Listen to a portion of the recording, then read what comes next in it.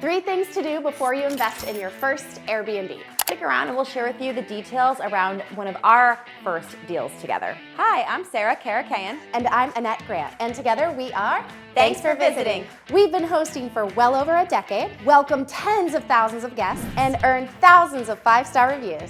Our portfolio continues to bring in over $1.5 million year over year, and supported not only by the industry's leading brands, but also some of the biggest media outlets.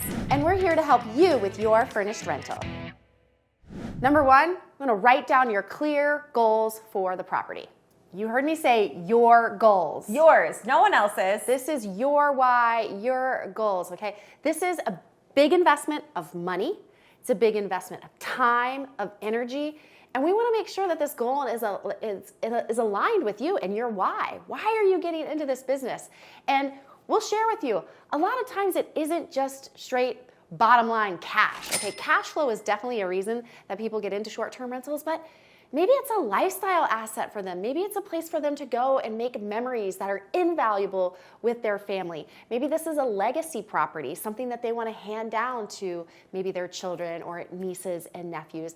Maybe it is a second home, maybe someplace that they want to relocate to in the future. There can be so many different goals, but we want you to get really clear, write them down, because you need to understand when you're purchasing the property, is that property in alignment with these goals? Well, and so right now you're watching this probably on YouTube, and there's a lot of you're being served up other videos about, investing in Airbnbs, and you're gonna hear everyone else's reasons for why they invest in Airbnbs, or they're gonna tell you you need to have this for it to be a good investment. And we could rattle off foundational cash numbers on and cash metrics, and metrics. We're not trying to skirt those issues, but what Annette just said, sometimes, and we know this to be true because we talk to you guys, we talk to hosts, you're in our DMs, or we have one-on-one calls with you, and so many of you, yes, cash is good, cash flow is good, but if that's not the reason you're doing it, we just want to give you permission to know that that's okay. We're not saying it's not okay for you to not know your numbers or get in financial trouble. Right, yeah, but that it's okay for you to have your own goals, and then for them not to be anything about any of the gurus and what they're telling you they have to be or should be. And it might not even be also scaling. Maybe you want this one property and you're one and done, and that's okay. But knowing your goals, writing them down, being very rooted in that before you purchase is really important. We'll give you an example of a real estate deal that Annette and I did together. An opportunity popped up for us to buy a property from someone that I was managing the property for. I knew the property in and out. I knew the neighborhood was going to continue to appreciate, and I knew the history, how guests liked being in the property. It's a solid property, right? And so I brought it to you, Annette, and I was like, hey, there's an opportunity for us to buy this property off market directly from the owner, and we ran the numbers, and their goal was never to retire off this property. No, Sarah and I worked together, and thanks for visiting. And from the very beginning, our goal together was to purchase property together. And that was the main part of the goal. The goal wasn't hey, we need to have this cash flow or we need to have this, but our first goal together was, hey, not only were we business partners, but let's be property owners together. And that was our why. And this one was really close to us. It was something that we had the cash for the down payment. We actually wanted to partner with my sister too. So it was our buy box of this gets our relationship together. We'll share with you, this isn't a home run property, but it was a base hit. And Sarah and I hadn't purchased a property together before. And so we just wanted to get that base hit. We wanted to get that property buying relationship down. And so that was our why, our goal with that property that we still own. And we actually are buying more properties together, but that was our first goal. We were really clear on that together. Let's just learn how we work together, how if we bring in other investors, how we all work together. So we're happy to say that was so fun for us to furnish that together, for us to do the deal together and talk about the numbers that way. And so that was our why. We have it written down. We still have more goals for our entire portfolio. If you want to find out more about the property that Sarah and I purchased together, our first deal together, you can check out the series here. Number 2, know your numbers.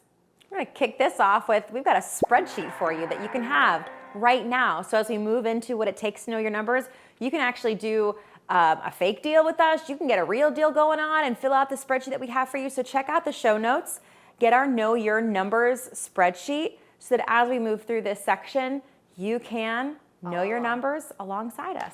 Listen, you've written down your goals, and we know very few people that they can just not care about a budget and just buy whatever they want, you know? So we know it all comes back to knowing your numbers. This is the fun part also. We want you to know that there are gonna be so many numbers. Hopefully you've downloaded the spreadsheet, but let's dig into it. What are some of the things that they need to take into effect, especially for short-term rentals? This is where we want you to like buyer beware. This is very different than buying a long-term rental. You have to know your income and you have to know your expenses, okay? And those two categories, it's gonna take some homework, all right?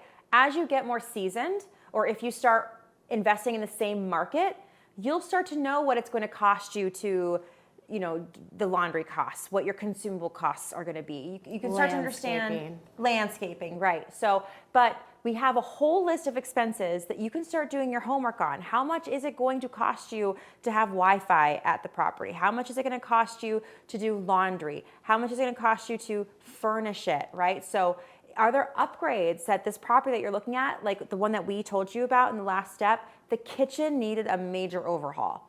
So when we ran the numbers, we knew we would need at least $20,000 to get that kitchen up to where we felt proud. Our standards. Yeah, presenting it to visitors to our city. So that was a number, that $20,000 was a number we plugged into the spreadsheet. So all of the expenses, you need to have a good idea. I will say this though, don't get analysis paralysis. If you don't have the exact, like to the penny, you can also just get a good idea of how much something's gonna be. Insurance.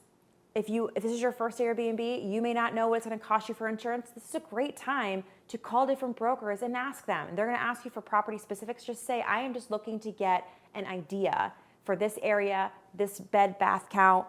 This is the kind of homework we're telling you to do in this spreadsheet so that you can start getting your base hits figured out. We hear it all the time from new hosts like, well, how am I going to know my numbers if I don't know what my occupancy is going to be or what my nightly rate is going to be?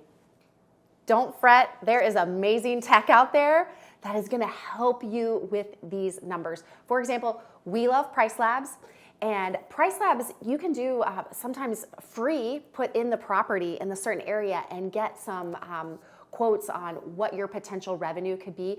These tools that are out here are mind-blowing. Like, you do not want to, just take your realtor's word for it, the past host word for it, your own numbers. Please use these tech tools that are available to you. Again, free, but then also the subscription is minimal for the amount of investment that you are going to make. So we have to let you know, please use those tools to plug those numbers in. All right, once you have an idea about all the expenses it takes to run your property, and then you have an idea what your cleaning fee is going to be, what your occupancy rates are going to be, how many turnovers you're going to have a month, and what your average daily rate, your ADR, should be for the property, you're going to plug that all into our spreadsheet. You also need to know, what is your lender going to charge you, right, for your interest rate on your loan if you're going to loan it. There's interest rates? There's interest rates. Bummer. What kind of down payment do you have to put on this loan? How long is it going to take you to pay it off? Because remember, how much you pay for the loan and that interest is going to differ between how long your loan is for. All of that information you're plug into our spreadsheet, and the cool thing is the spreadsheet will do the math for you. It will tell you how long it will take you to get whatever cash you put in. For our deal that we talked about during step one, it was the cash that we put in was the down payment, and we put in new furniture and renovation, and we renovated the kitchen. So all of that cash, how long would it take us to get it back once we plug in how much revenue we're gonna make, right? And so knowing that, is it gonna be 2 years to get your cash back, 3 years, 4 years, 5 years? What are you comfortable with, right? And that's where you can make that decision too of when you see at the end of the month, what's your net operating income? Do you have cash flow? With what you make with that cash flow, and in our spreadsheet, we help you think about maintenance. We help you put a little bit aside for like capital expenditures. yeah, like your HVAC, furnace roof. needs maintenance, your roof needs maintenance. Like some of these things are major. So put a little bit of cash set aside. What's left over is your net operating income, and that will also help you understand, is this something you're comfortable with? For Annette and me, for our base hit, we were cool with a couple $100 left over a month, right? So what's that to you? That's for you to decide, but this spreadsheet will help you see what you're looking at. As you're inputting expenses into our deal analyzer, you don't want to be surprised by anything. So go ahead and check out our video all about 7 creeping Airbnb expenses so you can be ahead of the game. 3, assemble your team. Yes, it is going to take a team for you to purchase this short-term rental, okay? You are going to need a team of professionals. You might need a business partner, a life partner, a investing partner, but you're going to need a real estate agent, maybe most likely a bank if you're not paying cash for this. There are so many, your CPA, an attorney. You do not want to skimp on this. You do not want to just use any old realtor or your friend or family member. You want a short-term rental expert. I cannot share with you how many listings we see all over Zillow right now with realtors promising these insane returns that would never happen. And they're really, quite frankly, like overselling properties and what this revenue could be. So you have to do your due diligence. That's why this team is going to include those tech tools that we were talking about, like a Price Labs, at AirDNA. You're gonna want to have the tech help you run those numbers. Now finding a team, because okay, you're like, cool ladies, I know that I need these people, and cool, they need to be like qualified. Well, how do I do that? I mean, it is my least favorite thing to do, but you gotta do it anyway. Pick up the phone and interview realtors, okay? Pick up the phone, interview lenders. Not all lenders have the same deals or offerings, right? Share who you are as a person, what your financial background is, and what you wanna do with the property. CPAs, yes, ask your friends and family for recommendations, but you still want to make sure that you have a vibe between these people that you're working with, because not every deal that you see is gonna see itself through. And you want to make sure that these team members of yours are supportive of that, right? That they're not just in it for you to close so they can get paid. Yeah. Like their goal is to have a relationship with you and really look out what's best for you and your investment, all right? And so, especially if you're new to this, you're going to have so many questions.